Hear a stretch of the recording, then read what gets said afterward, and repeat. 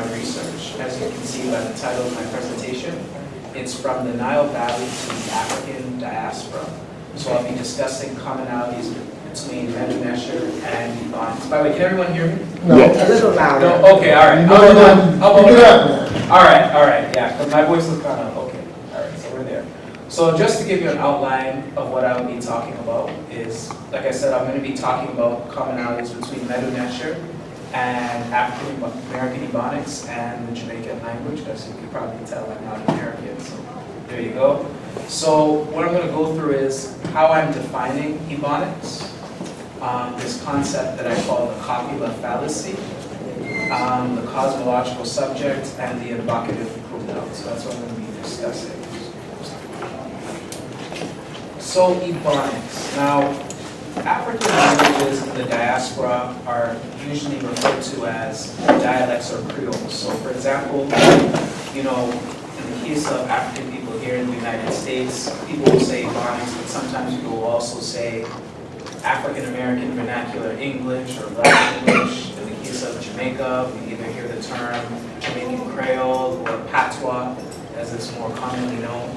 But the problem with these kinds of concepts, these kinds of names, is that they're sort of fixated on the words of the language, but not the actual African grammatical principles that shape Ebonics or shape the Jamaican language, and so on and so forth. So when I speak of Ebonics, what I'm really speaking to is not just only a phenomenon amongst African people in the United States, but a specific kind of African linguistic response to a particular circumstance. As you know, Ebonics is a result of, enslavement in the plantation environment, with the Jamaican language as well. So what's key to point out is that predominantly in these languages, the vocabulary is largely non-African, so English or French or Spanish in some cases, but the grammar is African. So an example of this would be, you know how they have Nigerian Pidgin English? Hear that? Does anyone in the staff read to hear they're talking, the language they're talking? We often refer to it as a pidgin, but through this framework, we can actually speak of a Nigerian Ebonics instead of a Pidgin English, instead of defining them by European terms or a European perspective. Does that make sense? Yeah. All right. So now this brings me to the fallacy of the copula. So basically, a copula means the verb to be. So I am, she is, they are, they were, those kind of things. That verb to be is what's called a copula. So when it comes to African American Ebonics and Caribbean languages, there's three theories of copula. There's one is that there's a copula deletion. So they will say in so-called Black English, there's no copula. The copula gets deleted. So we'll say something like "e funny," right? Or there's the theory of copula contraction. Like if I say "I'm good," right? I'm good. Instead of saying "I am good," in English you can say "I'm good," or you can say "I am." But for African people here in the United States, y'all will say "I'm good." There's also the theory that there are various forms of the verb to be. So those are the general theoretical concepts and discourses surrounding copula as it pertains to African American Ebonics and Caribbean languages. One of the things that you will immediately see is that, and this is what stood out to me, what you see is in our languages in the diaspora is that you can have a noun like a subject, and then you can have the adjective right beside it. So if there was actually a copula concept, we should be able to see it here. So I have some examples here. The first example, he's smart, right? Or he's smart, or him smart, or him smart. In Haitian, li intelligent, right? What you see here is this is the man, he, subject, first person singular masculine, right? He. And then you see the adjective smart right beside it, right? If there was an actual verb to be, you should see it in this kind of situation, because as we know in English, we would have to say he is smart, right? So obviously, there's a problem here with trying to discuss copula.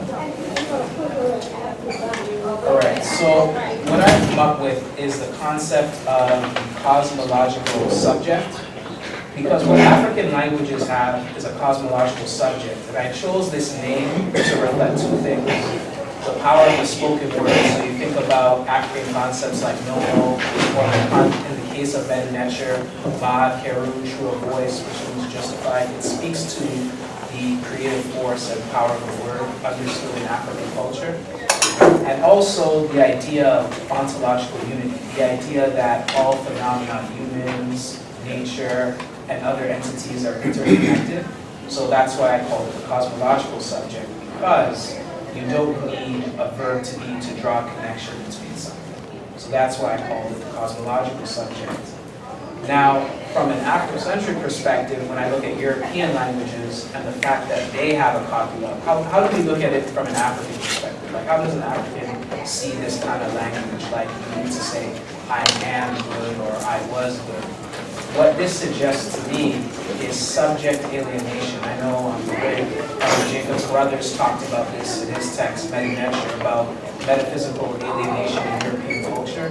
I think that the very presence of the verb to be is a reflection of that, because it shows a disconnect between a subject and an object, that European way of dichotomizing and antagonizing. So when we get into the case of African American mnemonics, when you're looking at it from the perspective of Medu Neter, a language which is known to not have a copula, what I realized is that there's no contraction in African American mnemonics. You know when they say I'm good? What I think it is casing. So you see in these examples where you have I'm good, I'm dressed in fine linen, he hears me. Right? You see, these are the first person singulars in different situations. We go to Jamaican, you're good. You're dressed in a fine linen, you can hear me. Right? Jamaican, coming out of the Akan context of the Jamaican language, we just use the first person singular the same way over and over. It doesn't really change. But in Medu Neter, they have different first person singulars that they use for different situations. So I think what you're seeing in the Medu Neter likewise is what you're seeing in African American mnemonics. So in other words, when you actually put this question in the context of other African languages, you get more clarity at what's actually going on. Does that make sense so far? Like situational clarity. So now going into the invocative pronouns. So in Jamaican language, we have a word that we use. So you'll often hear like, me I do this, or you are this, and you are that, right? So I have an example up here. Are you me love? You notice the difference in the English. It is you whom I love, right? You are me baby. You are my lover. So you can see, again, this is often in the literature on the Jamaican language. It's often interpreted as being a verb to be, but you can clearly tell just by doing a translation that that context doesn't really fit with how the language works. So what I realized in the translation work is that there's actually an equivalent concept. There's actually an equivalent concept in Medu Neter, the word puti. So I have two examples up here, but I'm going to go over this one, because I'm also translating the story of Sanha, which is Eurocentric known as the story of Sinaway. And this is the text I'm working on. One of the things I found striking was this sentence here, and I want us to really pay attention to this sentence, because this is one of the most African things I've ever seen in this language. Approaching it the way I have. So you have here Netef, Ku, and Ma'at. In Jamaican we would say Fitru. Y'all would say, is him for real. So this is actually the first time that you hear a sentence connoting for real. It actually comes straight up from him. So I thought that was one of the most beautiful sentences. It's my favorite sentence to go. So that's what's called in Egyptological jargon a bipartite, which is really when you take two nouns and put them together to make a meaning. And over here I have a three-part version. I'll just go over this briefly. Aggression, aggrieving, running away, akawating. Right? Who is in between the nouns the same way is in the Jamaican language. And if we understand that poo is not a verb to be, as scholars who study the language understand, and Jamaican a is a clear syntactical, a clear meaning is the same, then obviously a is not copula. So again, you're seeing how looking at the meta nature, looking at our languages in the diaspora through the perspective of meta nature enhances the way we understand that.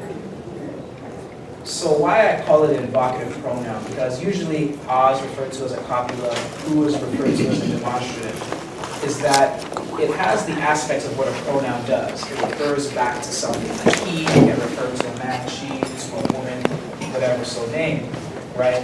And it can refer to subjects that are already mentioned.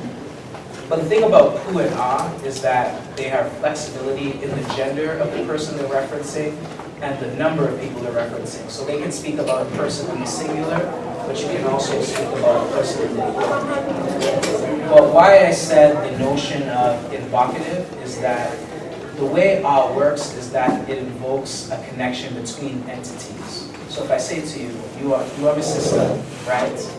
I wouldn't put that in a verbal sense because it's an inherent relationship. I wouldn't say you were my sister. That doesn't really make much functional sense. So I think this is why this concept of invocation is really important and we should call it as such. So some conclusions and implications from my research is that, well, diasporic African languages have a cosmological subject, and the Indo-European copula, or verb to be, how we should look at it from our perspective, is a case of subject alienation, right? So when you do menu nature to ebonics in this sort of translative work that I'm doing, is that it makes the ancestral, African ancestral language more accessible to African people in the diaspora, because I think, being a TA and I have to teach students, we have a hard time in the diaspora just because of the conditions we're under, to recognize that we are African. We all know that difficulty, right? And I think when you're translating this language, it makes it very clear how African we are. Like I said, for real, first here for real in Kenya, right? So it reaffirms who we are as African. It's not only African people on the continent that are African, but we're also just as African, right? And also what I think should happen going further when we're in our processes of re-Africanization, we should actually have African grammars, like grammars of continental African languages done in diasporic languages. So for example, I would love to see a Yoruba grammar done in Jamaican or Kiswahili in African American ebonics. I think it would get us further along in terms of our re-Africanization process, our wehamesu, so to speak.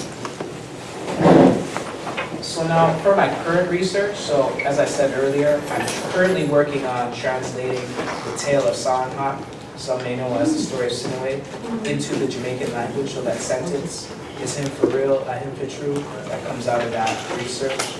But I'm also looking into other grammatical commonalities between Medu Neter and diasporic African languages.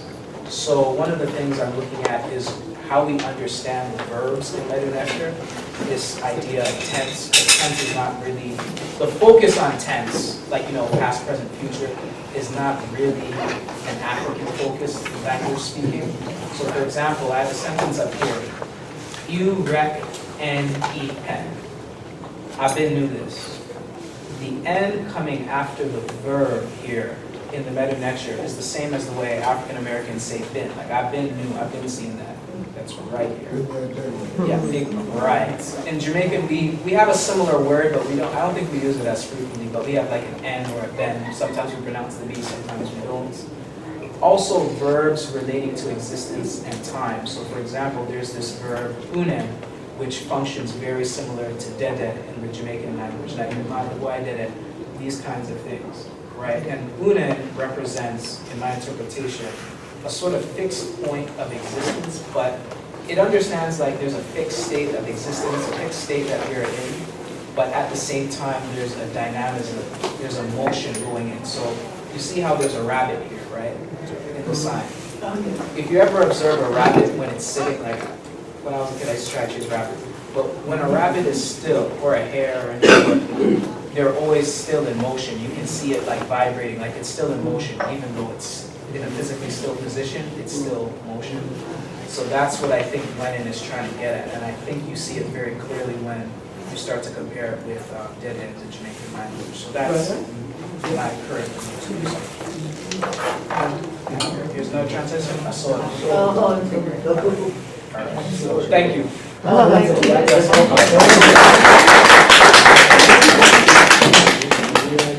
So we'll have questions and answers when everyone. So I'm not gonna bother to do it because I don't think I'll get it, right? So I'm just gonna hop right into it, right? So how is education detrimental? So our ancestor, Dr. Carter G. Woodson, pretty much puts it into perspective. He says, when you control a man's thinking, you do not have to worry about his actions. He will find his proper place and will stay in it. You do not need to send him to the back door. He will go without being told. In fact, if there is no back door, he will protest until one is made for his use. His education demands it, right? So we see here, how does this happen? So this is what I will unpack throughout this presentation. How this indoctrination of the colonization of the black mind, how does that happen, right? So it happens because for centuries, whites have controlled every sector of the U.S., from education to society to economics to politics, right? So their assumed supremacy is problematic because the U.S. is a cultural melting pot of different cultures. It's not just Europeans, right? So since they're not the only people with the valuable history of culture in existence, many Eurocentrists many Afrocentrists have taken issue with that because, you know, you have to respect every culture, right? So Dr. Mazama was one of them, and she said that in her text, in her essay, The Afrocentric Paradigm, she said that Eurocentricity was just one voice among many, and not necessarily a wiseness, right? And Dr. Sante said the same thing in his text, The Afrocentric Idea. He said that if we continue to uncritically accept their ideas, then we're going to keep being disconnected and further dislocated from who we are as people, right? So Afrocentricity, for some of you who don't know, I assume everyone does, but his definition of it is a mode of thought and action in which the centrality of African interests, values, and perspectives predominate. So Africa, from our lens, like we have to control the thing. We have to write our own narrative, right?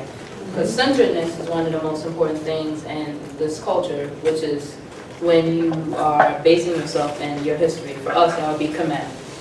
And that's something that Eurocentricity consistently, and I might add intentionally, fails to do. They deliberately falsify accounts about our history so they can uphold their hegemonic paradigm, right? So in this presentation, I'm going to go over the importance of, well, my thesis is that, as I already just stated, U.S., of all the sectors that Europeans control, European hegemony is the worst for African children in education because everyone has to be educated, right?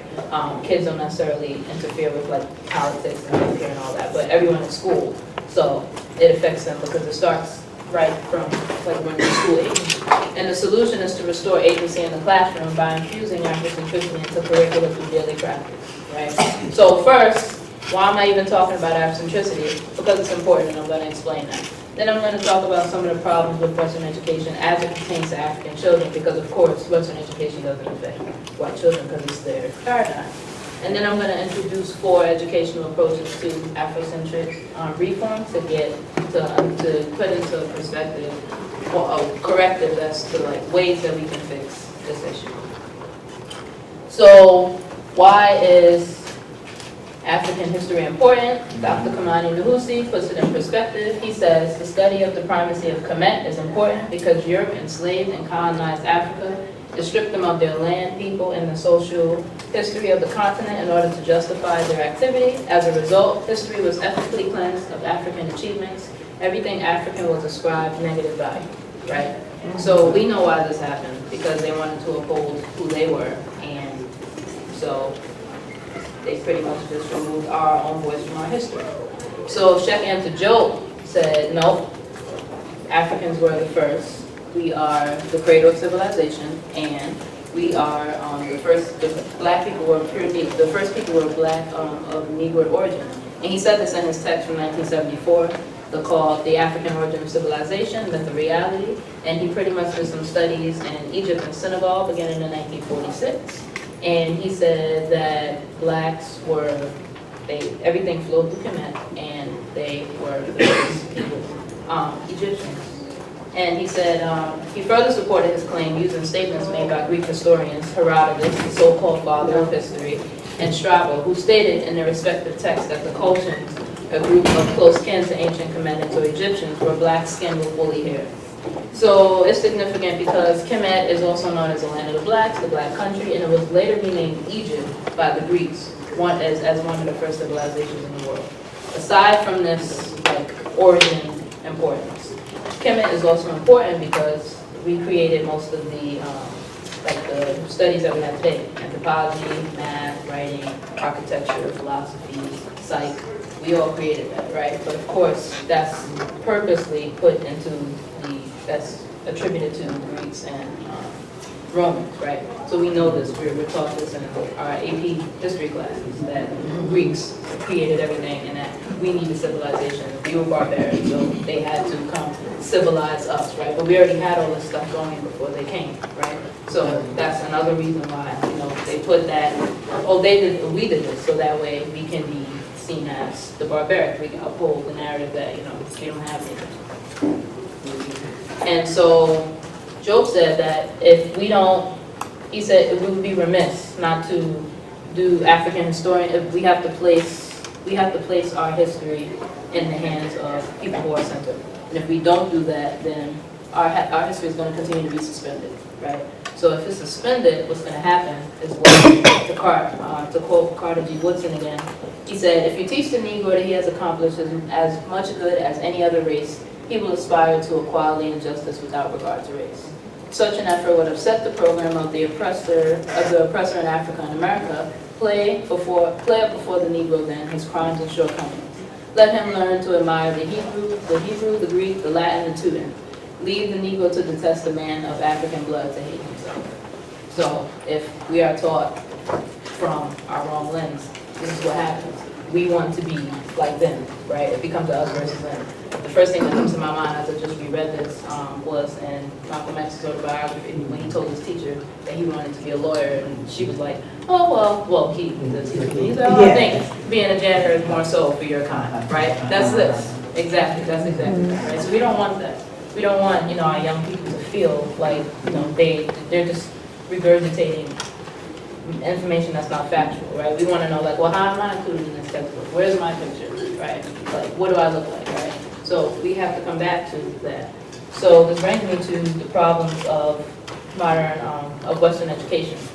So to quote Dr. Woodson again, I swear he was African just before his time. He said, the so-called modern education with all its defects, however, it does others much more good than it does the Negro, because it has been worked out in conformity to the needs of those who have enslaved and oppressed weaker people, right? So that means that several things. So the first issue with Western education is that, one, it's not centered, and it doesn't include all races. That's number one. Number two is that the people who teach it also aren't centered, right? So you have white teachers in the classroom in front of black kids telling them, do this, do that, and it's like, you don't know my neighborhood, you don't know this, you telling me to draw Alps and stuff. Why can't, I don't live near that. None of it is relatable to me. How am I? But you want me to just pass because you teach for the test or whatever, right? So they're not culturally competent. The third thing is, because they're not culturally competent, they already have misconceived notions about the children in the room. If I don't conform fast enough to the white ideals, I have ADHD, I have ADD, I deserve to be in a special ed classroom because I'm not becoming white enough in your class, right? And then another reason is because, according to Mwali Mushuja, I'm so sorry, I always mess up his name, that we're being schooled as opposed to being educated, right? They're not interchangeable, right? And he defines schooling as, he said, education provided the intergenerational transmission of values and beliefs, customs, traditions, rituals, and sensibilities, along with the knowledge of why these things must be sustained. Schooling, on the other hand, was a process intended to perpetuate and maintain the society's existing power relations and the institutional structures that support the arrangement. So in other words, since whites were in power, it was more important that we were more aligned to them, as opposed to you're going to be trained to be like the majority. And since white is the assumed majority, we're trained to be like them, right? So he said that we're being schooled and not educated. If we were more educated, which means being more centered in the lessons that we're teaching, we'll be receiving the knowledge better, we'll retain the knowledge better, because we should be the actors instead of the acted upon in the classroom, right? So to put this into perspective, I was doing some research and I was like, I want to see like how true this is, because I didn't realize my agency was removed until I went to Temple. I was like, I just knew that there was more than like 5 Black people for Black History Month, and I didn't know like where to go, because the library books didn't help, you know. So I'm just thinking, I just know that there's more. It can't be like Martin Luther King can't be the only one who led the whole thing for 20 years. I'm not believing that, right? But I didn't know like what else to do, because you know, your family and stuff, they're also under the same schooling that you have, so it's like, it's not their fault. So when I came to Temple, I was like, oh, that's what happened. So when I was like, I want to see like how it looks today. So I did some research and I found a study by a scholar named Wayne Jornell. And he's an associate professor of secondary social studies education at the University of North Carolina at Greensboro. He did a study called When Oppression and Liberation Are the Only Choices, the representation of African Americans within state social studies standards. And the purpose of his study was to examine state standards for social studies curricula in 9 states and to assess like how the teachers depict U.S. history like in their own way within that curriculum. So he only focused on 9 states because those were the ones that did like assessment tests at the end of the year. So it was only 9 to test because those were the only states that did it. So that's what he used. And he used the Department of Education websites to like analyze, like, because I guess they had a detailed curricula, and he analyzed those to see within that U.S. history curricula how African Americans being represented, right? So he found that each state did teach U.S. history in their own way, but they focused more so on the hardship of African Americans, not their achievements, right? So it was like, again, upholding, like, y'all need us. So we're only going to talk about slavery, enslavement. We're only going to talk about civil rights movement. We're not going to talk about everything else. We're not going to keep it as a whole. And any African American figure that isn't famous for oppression, like Oprah, they're atypical. They're an exception to the rule, right? It's not every day that happens. So his study highlighted the severity of the inclusiveness of non-Europeans in Western education, which leads to agency reduction. So he's in the same train of thought as the scholars that have come before us. In order to make African Americans feel more included in the lessons being taught, he suggests that states make curriculums more inclusive to other races and to include African American accomplishments. So this is the first table. He coded 13 out of the curriculum. He coded 13 categories for like that pertain to African Americans. And 8 of them dealt with oppression, and 5 of them were like mixed. So we see that all of them talked about segregation. So these are the states here: California, Georgia, Indiana, North Carolina, New York, Oklahoma, South Carolina, Texas, and Virginia. So they all talked about segregation. Mostly all of them talked about the geographic and legal implications of slavery. Some of them, of course, they're not going to talk about slavery laws, because we're uprising against, they're not going to talk about that, like, of course not. Slavery and human rights, what's that? So they're not going to talk about that. Civil rights movement, they all talked about that. And then factions of the civil rights movement, like the groups like CORE, SNCC, that. And then, so he also coded for how many times African American names were mentioned. So there were 28 names that in Black history, and only mentioned in 9 states. Only 9 names were mentioned out of those 28 in all 9 states, right? So of course we have the token enslaved African, Frederick Douglass, as the most, right? He's the only slave that ever existed. And then you have Malcolm X, you have Martin Luther King, and most of them, and then W.B. Du Bois, right? The rest of them are like in between. And then for Harlem Renaissance, there were only 2 writers. There was only Langston Hughes and Zora Neale. That was it. Nobody else. Yeah, and Count Color, right? Yeah, he's on there too, but only in 2 states, so he doesn't really count, right? So we only have him, right? So that's we see now how severe this is, right? So what do? We have 4 different approaches that we can use to fix the severity of that, right? Afrocentric education, multicultural education, school at home or homeschooling, and the revolutionary pedagogy or Western school reform. So Afrocentric education is pretty much what I've been explaining. What it seeks to do is to help Black scholars learn from their own lens, right? You control the vision, you hold the pen, right? We're gonna talk about our history from the voice of our people, right? We're not gonna use a Eurocentric narrative to tell our stories, right? Because you're not going to get it right. They're going to talk about what appeals to them, right? So if you're talking, to make an interesting point for the enslavement part in all states, they're talking about how slavery helped the masters, not how we were impacted by slavery. So again, that narrative is still off, even though it's mentioned. It's still not like from our perspective, right?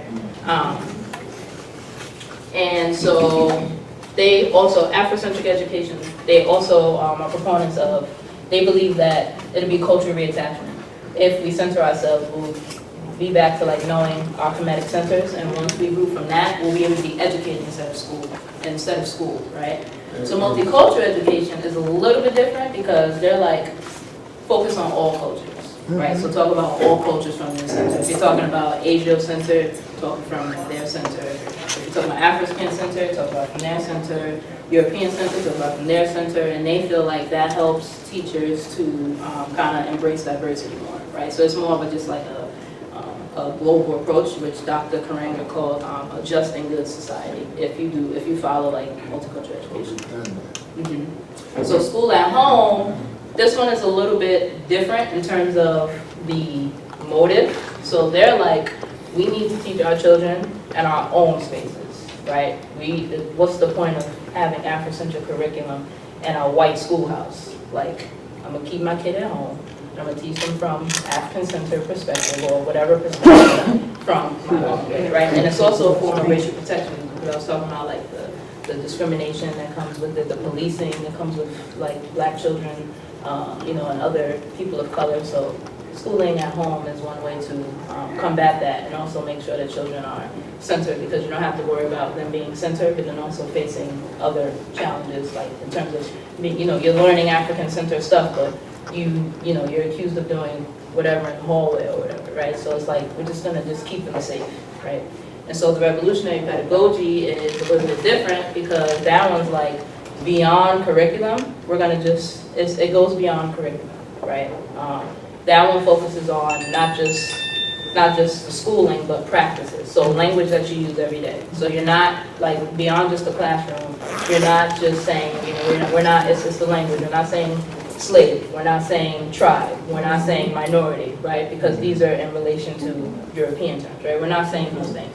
We're not walking around saying white supremacy, it's assumed white supremacy. Why are we letting them think that they have this power, right? It's assumed. If we knew how powerful we really were, it would be a supreme or a universal worldview, right? So Dr. Asante is one of the main components of revolutionary pedagogy, and he feels like, he defines it as the philosophy of education that seeks to overturn ordinary thinking methods and practice of creating and delivering knowledge to children by employing aphricological, methodological, and rhetorical techniques to reset the instructional focus of children. So again, it goes beyond just the curriculum. He's like, every day in the school, the language that you're using, the practices and all of that, right? So in the end, what we have is all four of these methods. They all can be effective if we all have if they have the same themes at hand, which is culturally competent teachers, people who are also centered. We have students who are willing to understand that, you know, you're going to be educated. So it might be a little bit of a different learning experience for you. It may be, you may not realize it until, you know, you're actually in those classrooms. We're talking about text that, you know, black children on text, not, you know, small little snippets about us, like, you know, we're on the front, the work that we use, the language that we use. So these are all of the strides that we can take, and there are a few others, I'm pretty sure. But schooling-wise and education-wise, these are the things that we can do instead of just leaving to a regular public school to teach our children. We can't just be so willing to just let them go to the zone school because it's down the block. We have to make sure that, you know, we're actually making sure that we're looking at what they're bringing home and reinforcing. Okay, so you're learning about this during Black History Month. Well, I have this book for you. Like, let's go beyond that, right? So we have to make sure that we're doing that, and it has to be a constant dedication, right? Because we don't want the future to be any more. It's hard to imagine what the future will be like if we don't do this with the children. and we don't want to make it any worse. We know, like, at this point, since we know better, we definitely have to do better for them, right?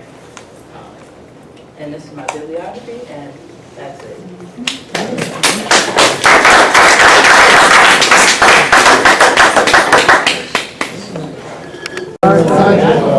Hotel. Don't have a PowerPoint. Two powerful presentations. I enjoyed. I can't wait for the question and answer. I have some question and answers that I want to answer. My name is, I know it says Theodore Andrews on the program, but I go by Ikemba Humani Pajore. Prefer to be called Ikemba. Thank you. But that goes back to education and reclaiming our African selves. Going by Theodore, I'm at the point in my life where anything that's European, as far as dress, as far as names and even language, feels uncomfortable, feels foreign to me. So I feel like, I might have been talking about being conscious before, being woke before, but I think now that I'm feeling uncomfortable with even using the language, I think now I'm really being awoken. And I think it's important, the presentation that you gave on education ties into what I'm going to talk about.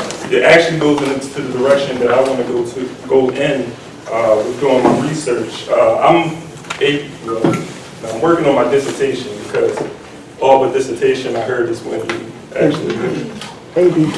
What is it? What, ABD? Yeah, all but dissertation. Yeah, ABD.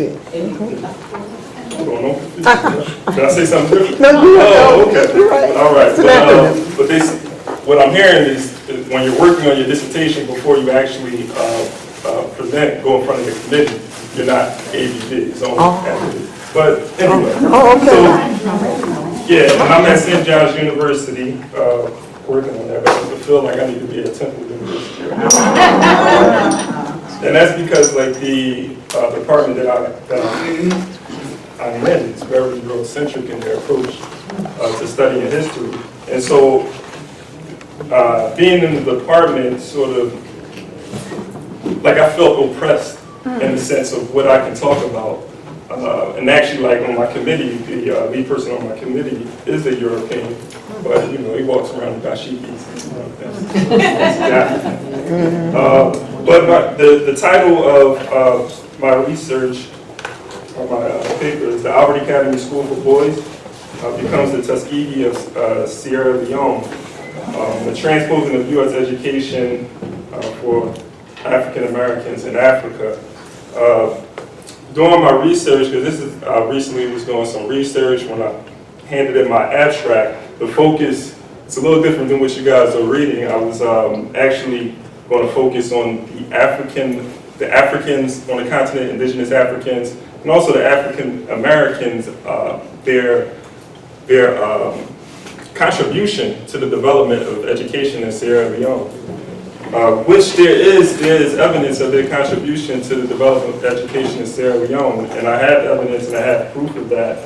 But I also came across information that talks about this supplanting of this American model of education, the model that was created for African Americans in the South after the Civil War, that was imposed on them by a guy by the name of Samuel Chapman Armstrong, and his model that he created for Hampton University. And Booker T. Washington took that model to Tuskegee, and this became the standard of education, this industrial education in the South that was transmitted into Sierra Leone in West Africa. And there's other places too, but my focus is on Sierra Leone because in Liberia and other places where missionaries went in Africa, they transmitted this model of education, industrial model. The British model of education was different from the American model. But I have two quotes that I wanted to read. And one is by Samuel Chapman Armstrong. He says, let us make the teachers and we will make the people. And this is the guy who created, who created or helped establish Hampton University along with the American Mission Association. The American Mission Association was one of the first American missions on the ground in Sierra Leone. They, I don't want to jump again, I'll get into the American Mission Association, but they was a part of the Mindy mission, which I'll talk about in a second. The second quote is, "Our prayer is that God of missions may hasten the redemption of this dark land, and that the people of God in every clime may found blameless touching their labors and sympathy for this most degraded race on earth." That was a quote by W.J. Shuey, who was one of the missionaries of the United Brethren in Christ, another missionist, American Mission Association, that came after the American Mission Association and started established mission stations in Sierra Leone. But my research, there's three processes that I discussed, and I won't go in detail on those processes, but because they can be all talked about. But the trouble with much of the research of colonial education, because I came across a lot of research, a lot of publications dealing with Sierra Leone and education. And most of the education talks about the achievements, the obstacles, and how these missions were established in Sierra Leone. And I'm talking about colonial Sierra Leone. But they don't go into what I think is very important, or they don't come from the perspective of African-centered perspective. Earlier we heard about language and defining a phenomenon, and when this history is told, this history in particular dealing with Sierra Leone, but generally African history is told even from African people, is usually told from a Eurocentric worldview. For instance, when we talk about American history and we may mention the expansion, U.S. expansion, like I teach U.S. history here at this college. So when we talk about U.S. expansion, we talk about manifest destiny, right? They call it manifest destiny, westward expansion. But if we're defining it from an African-centered perspective, I know it's a question, but I really wanted to say, how would you say that? If you coming from an African-centered perspective, how would you describe that? This would be the last time I do this. Yeah. Invasion and imperialism. Yeah. How the West was stolen.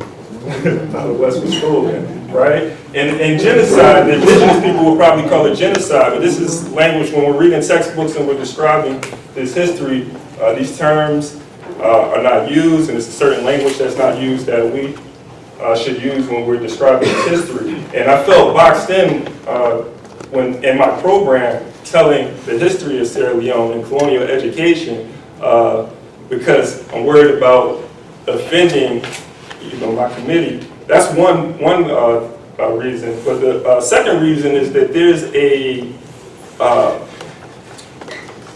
way, or there's rules. There's rules to writing, and there's rules to telling history, right? The American History Association says history should be written and told in this way.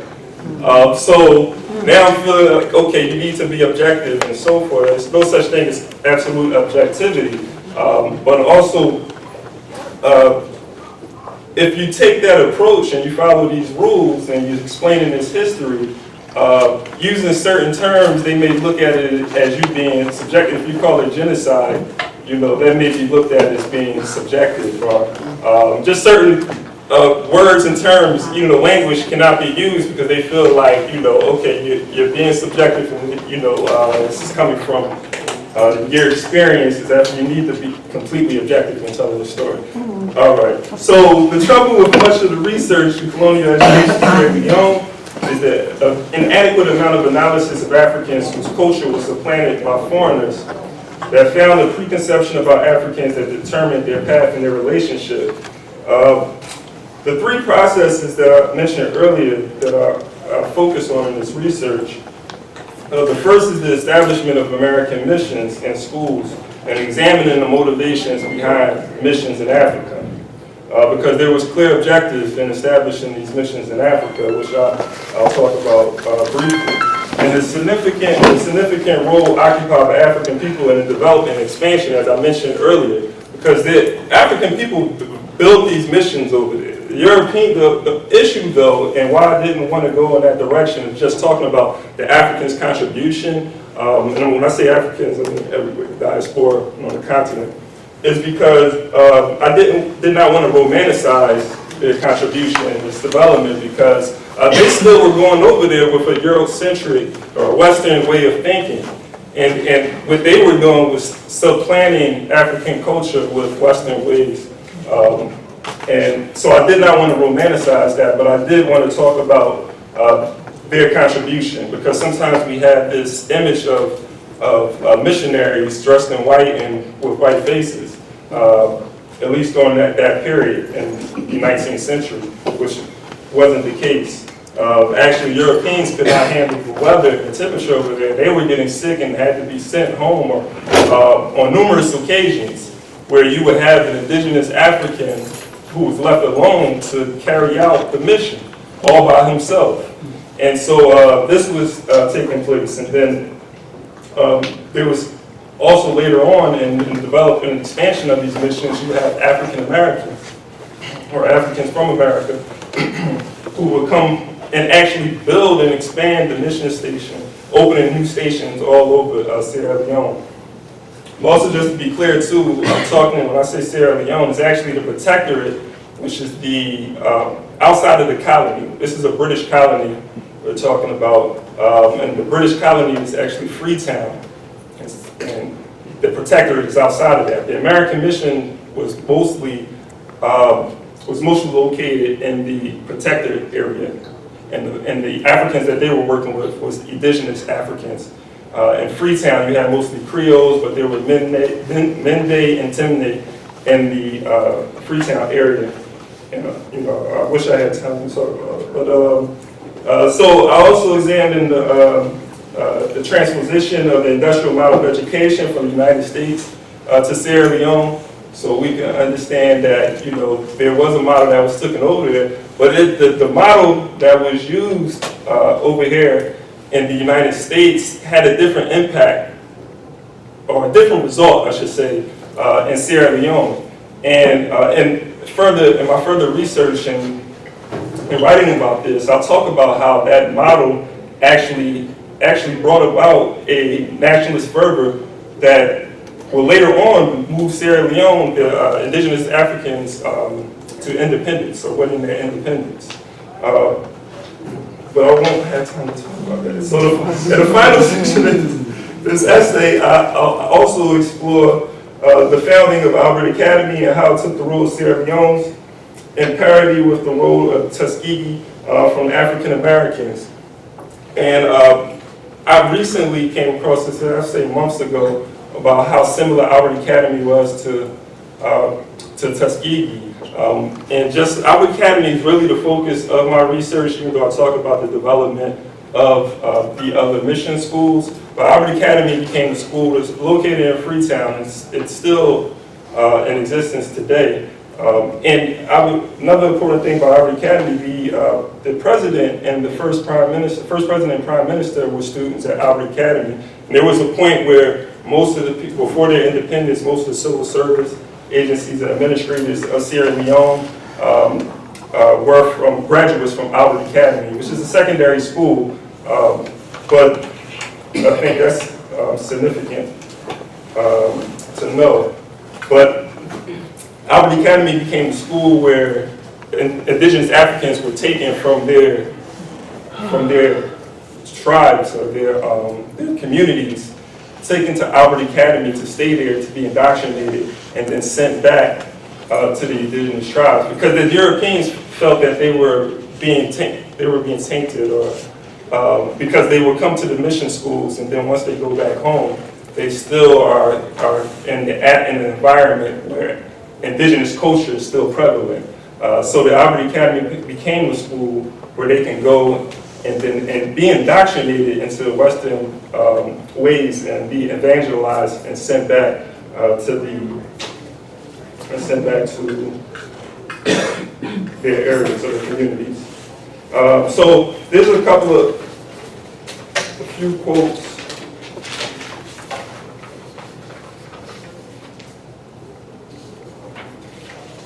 Because the bottom line of the research is just, Dr. Bobby E. Wright talked about menticide. And that's really what I want to focus on in my research when talking about what took place in Sierra Leone, is the menticide, the destruction of Black civilization, the destruction of African culture.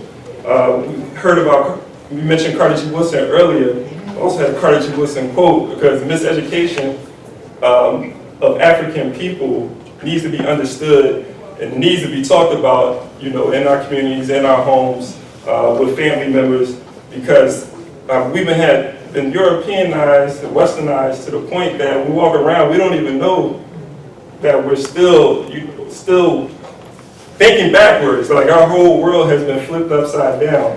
And only till we really recognize this indoctrination and wipe the slate clean. We need to wash ourselves of anything that's European and really take a revolutionary approach. I need a copy of it because we really need to take a revolutionary approach to dealing with European people. So Carter G. Woodson, he said his first statement in the first chapter of his book. His first statement is the educated Negroes had the attitude of contempt toward their own people because in their own as well as in their mixed schools, Negroes are taught to admire the Hebrew, the Greek, the Latin, the Teuton, and the despised African. Another quote. This quote is by Damani Agyekum. In his book, Distorted Truths, the Bastardization of African Cosmology. So white supremacy, the global system designed to maintain the domination of one racial group, whites over all people considered non-white, has obscured and distorted many historical facts and events. Through its humanities and sciences, religion and philosophy, Western academia has consigned the Africoid race to the cellar of humanity. The worldview of Europeans when they went to Sierra Leone, I'm talking about the United Brethren in Christ in particular, they came to Africa with preconceptions of African people. They believed in the myth of Ham. That just gives you an idea of how they viewed African people. And then the way that the education system was developed over there and the way that they approached their relationship with African people was based off of myths such as the myth of Ham, which I think we're probably all familiar with. But before I leave, because I have 1 minute, just so you have an idea of the view of the views. No, I'll stop there.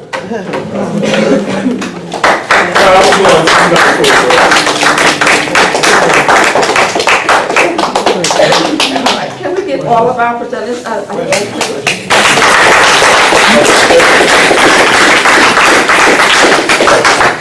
I do all want to go in front of them.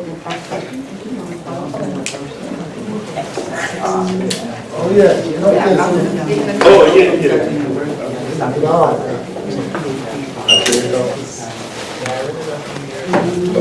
So we have 15 minutes for questions and answers.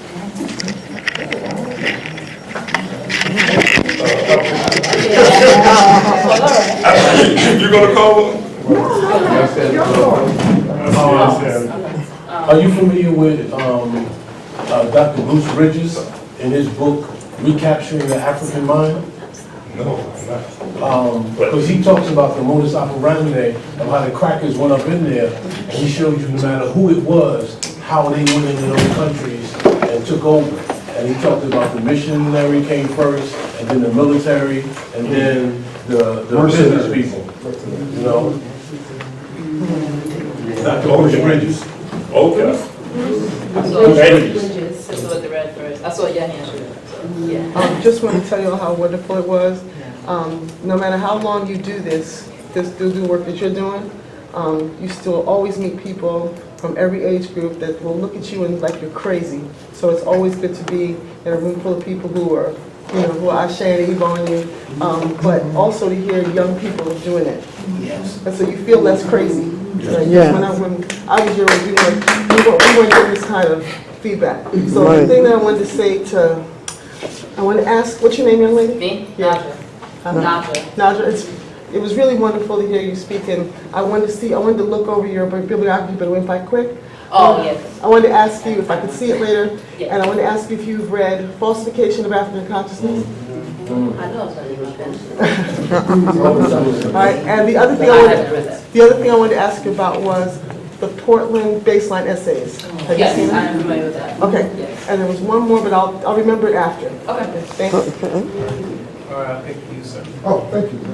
And I wish I was speaking to you, but I need to touch the sister.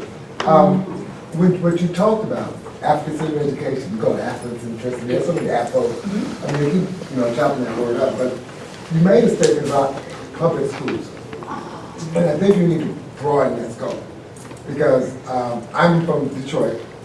We taught African-centered education in 35 schools. Malcolm X is my school. Taught there for 23 years. It is not a particular institution itself that's the problem with miseducating our children. Because you will find that curriculum that you speak of is not just in public, it's in parochial, it's in private, it's in charter. In fact, one of my biggest things with charter is, since we know African-centeredness has worked, then why don't we have an African-centered charter and then we can really be in more control? But they don't want to go that far, because that's why they hate Detroit. We had emergency manager from 1999 to 4. But I want to make sure that when you talk about homeschool, and as a former social worker too, a lot of our homes now are under duress.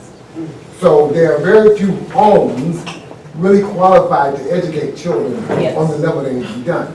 So there's an extra layer of in fact, somebody said it earlier, let's make the teachers. Yeah. Okay, and that's critical, because that's how a lot of the elders from here who are now passed down in the Clark help us, train us as teachers before we can open up the African-centered schools. Yeah. So I just don't want everybody to think that African-centered curriculum is not already out there. We just have to be more strong in demanding that it be implemented wherever our children are being taught. We're not doing that part. So we need to kind of, kick I that said in. that at the end, now, it's a continuous work, yeah.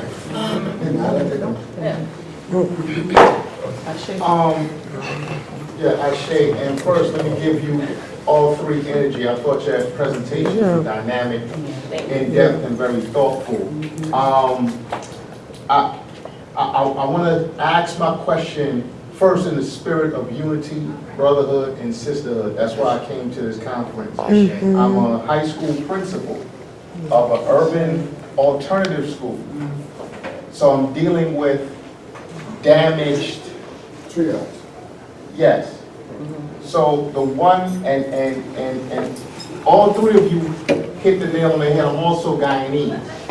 So the concept of what I would interpret as new African languages, specifically the Creole or Patois that we have, the Creole from the Haitians, and of course Jamaicans and Ebonics, reflecting that in a manner that's uplifted. So I tell my students, you're not speaking a broken language. Right. You actually have multiple languages. Absolutely. But my question to you is how to impart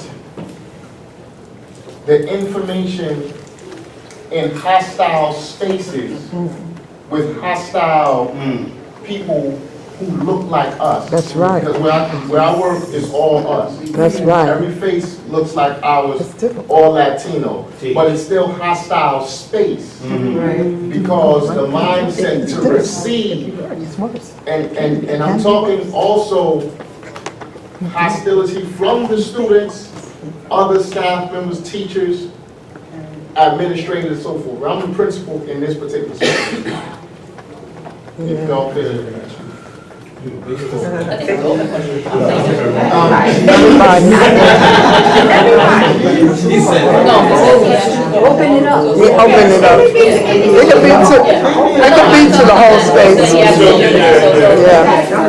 And I just wanna put this out there because this conversation is necessary, but the challenge in making it a reality consistently is where I want some assistance and some. I'll shoot first, I'll take the shot. That's a big gun. What I was gonna say is, in my context, just because, I talked about language, I think a key part of it would be using music in our lessons. Because part of how I could make the comparisons I make is listening to dance, or listening to reggae, listening to hip-hop. I can see certain things in Mother Nature that are the same. So music is an effective way in that sense. That's how my translation has been coming out. And that's something I'm going to write about. Because even in the most unconscious of African people, you still see we do African things. And I think that's what we need to understand, that we are African. Like I tell students, I said, you only do this because you're African, not just because you're black. Black tells me how you look. Like Mark would say, black tells me how you look, but African tells me what you are. So music is a good way to illustrate that, in my case.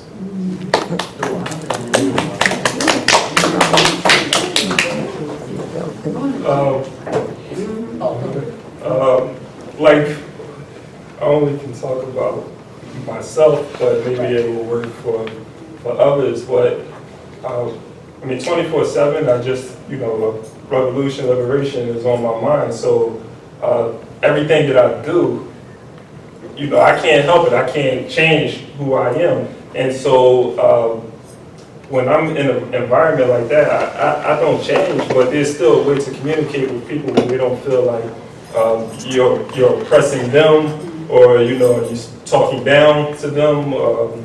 So there's still a way that you can get your message across to people of all generations, I think, without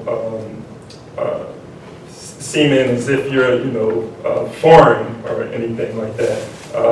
But I don't know, like that's the best. I'm at Mega Evans, so I guess the environment here is just a lot different than your environment. But I've worked with youth in school Saturday programs, programs that we created. We created Accolade Leadership Program, African Centered. And so when, the parents who were bringing their children, they already knew what it was all about. So, but you're in an environment where that's not, I guess, the part of the program. But I think that what you should do, especially even as a principal, just make it a part of the program without, seeming as if you're offending anybody's culture or way, but just like throwing up images or, or speaking the language, just, words, and just getting people just to pick up on certain things that are African and, work them in gradually. We say hotep, I read them hotep every day. It is. And I do those things. It's just giving them the medicine and trying to get it to work. And we watch Hidden Colors. We watch 13. But I do it, it just works. Things that And this is your training, because then you're going to become more effective at it. What did you say? I want to ask Tristan a question about, you talked about languages in the Ebonic languages and so forth, but I'm wondering, have you ever done any comparisons with the Gullah language? Because I saw some things coming through there that might even be Gullah. Yeah, because Gullah and Jamaican is very closely related. So Yeah. there probably are, but that's one of the next things that I want to look at is the Gullah language as well. I also want to look at Haitian, because particularly the stories. Because I'm dealing with stories from Kemet, I think it would be very constructive to look at the proverbs we have and the stories, like the Brer Rabbit stories and such. I think that would be important to look at, because you'll start to see something, so that's the next step for me. Okay, all right, just wondering. Good evening. First, I'd like to also extend a great appreciation I'd like to extend a great appreciation for the young people who have made a very eloquent presentation. Yes. I'm sitting here for the first time, and I come from the borough of Staten Island, a borough from another planet. Charlotte. They want to get away from you. Hostile. Yeah, okay. we quoted Carter G. Wilson, Miseducation of the Negro. I'd like to add a little something in there, deliberate miseducation of the Negro. So my question is to the three of you collectively. From where I come from a generational perspective, it seems to be a disconnect. My generation would be considered the baby boomers in your generation. Recently, about 2 weeks ago, we saw the effects of self-hatred and ignorance visited in California, aka Nipsey Hussle, and how it must have felt to the brother who pulled the trigger 6 times. Okay, so my question to you is that how do we take this information, which is old information to some of us in the room, but new information to you guys, and how does that resonate to your generation? Because the war is for the African mind and the African mindset. And education, or the deliberate miseducation, is a direct result of our reality and how we see ourselves and how we interact with one another. The fact that we made a conscious decision to be in this room today is a demarcation of what our priorities are, particularly mine as well, because I'm a businessman as well, and I have about 50 people working for me. So that being said, we are dealing with a gross psychological and emotional disaffect. So how does your educational process prepare us and prepare young people, and how do we tell our story from not so much from a victim perspective, because a lot of the things that we make reference to is what they did to us, how they did these things to us. How do we change the social dynamics and the psychological dynamics with respect to the relationship to the powerless, to the powerful, and how we change that dynamics through education and through a conscious revolutionary education in terms of our mindset, which will put our people in a perpetuated state of ascending as opposed to descending and walking around here with a level of self-hatred. And thank you very much. Yeah, we have 3 minutes to answer that. Well, for my research, I was talking about, like, at the end, like, I was like, how even though education is one of the most, like, impact, like, one of the ways that the indoctrination comes, it's still layers. So even though you chop at the education, there's still the racism, and then there's discrimination, and then there's what you were talking about with the homes being under the rest. So it's always another issue. It's never going to be like complete, like where like it's done. So I'm assuming that, it's under my assumption that you would just have to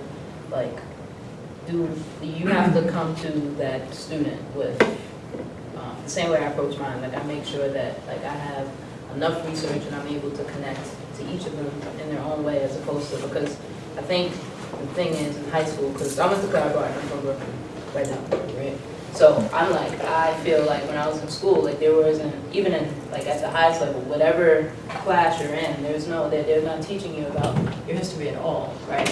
So for me, my thing was, figuring out where to go, how to find that narrative, finding the people who have the narrative that you seek, and then letting that infiltrate you, and then you can be able to be the doer of the work. You can change the narrative that way too. It's not that hard to talk as if what did they do to us. It's not that hard to change that, because that's talking from the Western perspective, it's just in the opposite and the reverse. So I feel if you know your narrative and you are concrete in your narrative, then you can slowly but surely chip away at the blocks that you're assuming, that the hegemony has in place. That's what I think. That it starts at a smaller level. His hand was up.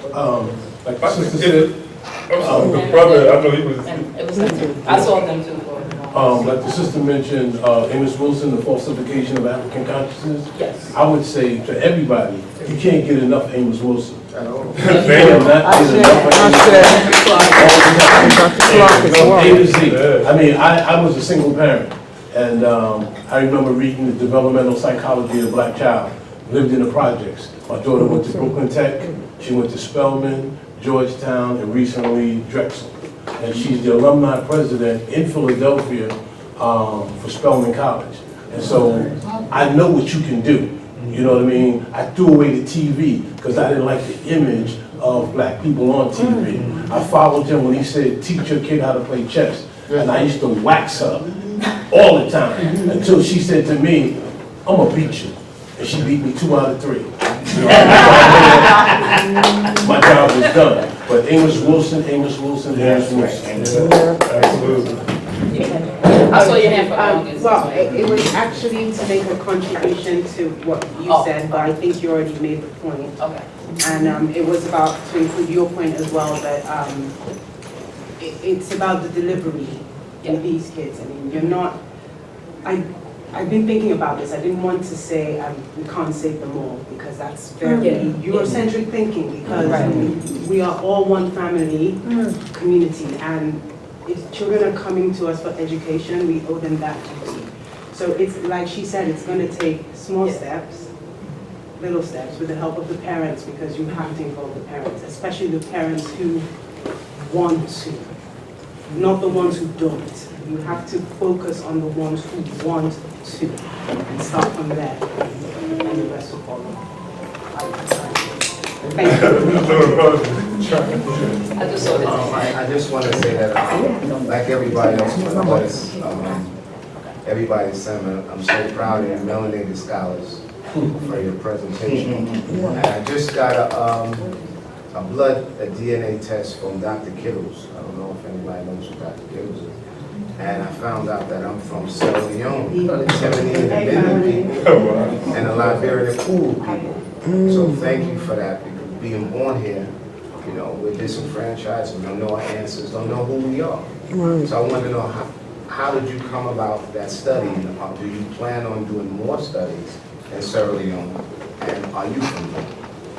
Okay, I'll go backwards. Well, I'm not from Sierra Leone, and I got into the study. I did some primary research over at Drew College in New Jersey for a class that I took, and it was a lot of primary, you know, it was a gold mine over there. So off of that paper, I decided to continue doing my research, and I applied for Fulbright. I did not get the Fulbright. I was going to be over there for like 9 months. It didn't happen, but I plan on going there and continuing to do research and study in the area. So I look at it as like a lifetime thing. I want to like really focus on that, because I plan on one day, maybe not moving there, but moving to Africa.